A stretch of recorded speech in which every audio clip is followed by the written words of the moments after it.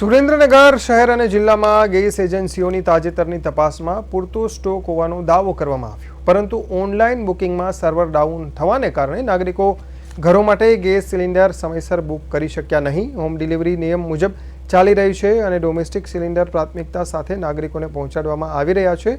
જિલ્લા પુરવઠા વિભાગ દ્વારા એજન્સી માલિકો અને સ્ટાફને કડક સૂચનાઓ આપી છે।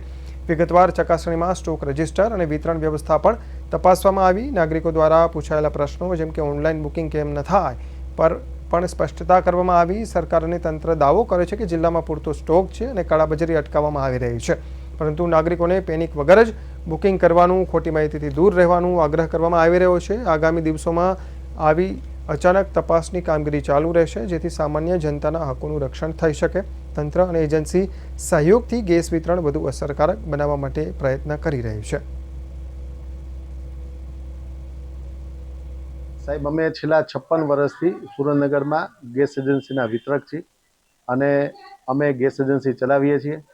છેલ્લા આ યુદ્ધની મહામારીના હિસાબે 10-12 દિવસથી પેનિક બુકિંગ વધી ગયું અને સરકારની જે થોડીક સર્વરમાં પ્રોબ્લેમના હિસાબે થોડોક એ પ્રોબ્લેમ છે। બાકી લોકો જો ધીરજ રાખે ને તો આજની તારીખે રોજના 350-400 બાટલા અમે હોમ ડિલિવરી પણ આપીએ છીએ। જેને ઇમરજન્સીમાં જોતું હોય તો એને આપણી ઓફિસથી રૂબરૂ પણ અમે ડિલિવરી આપીએ છીએ।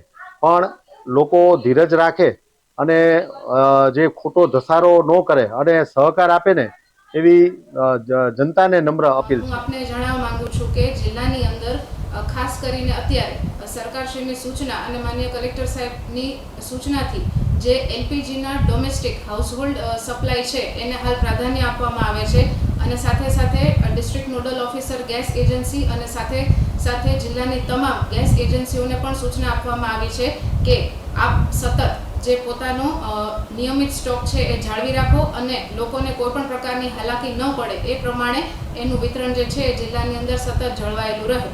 હાલ આપણે જિલ્લાની અંદર સરકારશ્રીની સૂચના પ્રમાણે ડોમેસ્ટિક હાઉસહોલ્ડ સિલિન્ડર્સ છે એના સપ્લાયને પ્રાધાન્ય આપીએ છીએ।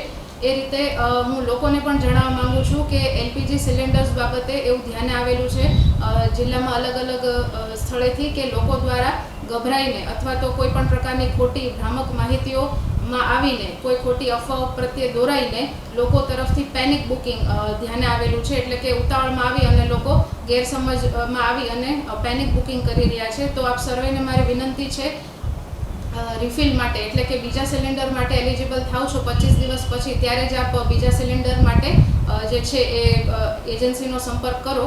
ત્યાં સુધી કોઈ પણ પ્રકારની ખોટી માહિતી કે અફવાઓમાં છેલ્લે જાન્યુઆરીમાં બાટલો નોંધાયો હતો, પછી અત્યારે 2 મહિના ઉપર થઈ ગયું પણ તો બાટલો નોંધતા નથી, ઓનલાઈન બુક થતું નથી। અહીંયા ઓફિસે આવી છીએ તો ઓફિસવાળા એમ કહે છે તમે ઓનલાઈન બુકિંગ કરાવો, બાટલા છે છતાં પણ ઓનલાઈન બુક થતો નથી। તો હવે આનું શું કરવાનું? કેવી તકલીફ પડે છે આ બુકિંગ નથી થતો ટાઈમસર? કેવી તકલીફ પડે અત્યારે બુકિંગ ન થાય તો? અને સરકાર તો એવું કહે છે કે બાટલાનો જથ્થો છે પૂરતો છે ગેસનો, તો સમયસર બધાને મળી રહે છે, શું કહો છો? સરકાર એમ કહે છે કે બાટલા પૂરા છે તો કોઈને મળતા કેમ નથી? મેં 7 તારીખે ઓનલાઈન બુકિંગ કરાવેલી હતી રિફિલ। વર્ષ દરમિયાનની મારી આ બીજી જ રિફિલ છે, તેમ છતાં મને ટાઈમસર ઇસ્યુ નથી થયેલ।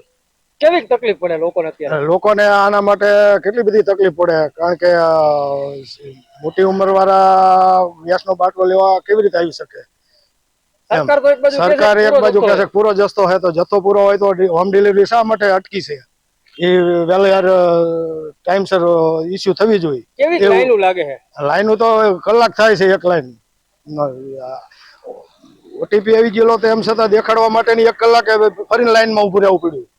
શું લોકોની માંગણી શું હવે? લોકોની માંગણી ટાઈમસર ઇસ્યુ કરે રિફિલ, અને માણસોને જે દોડાદોડી થતી હોય ન થાય। ઓનલાઈન બુકિંગની વાત કરે છે તો ઓનલાઈન પાછું થતું નથી। અત્યારે તો માણસો ઘણા ફરિયાદ કરે છે કે અમારે બુકિંગ નથી થતું, તમે 7 તારીખે કર્યું તો થયું બરોબર, અત્યારે નથી થતું, ઉપાડતા જ નથી કોઈ અહીંયા, એમ રિંગ જ નથી વાગતી।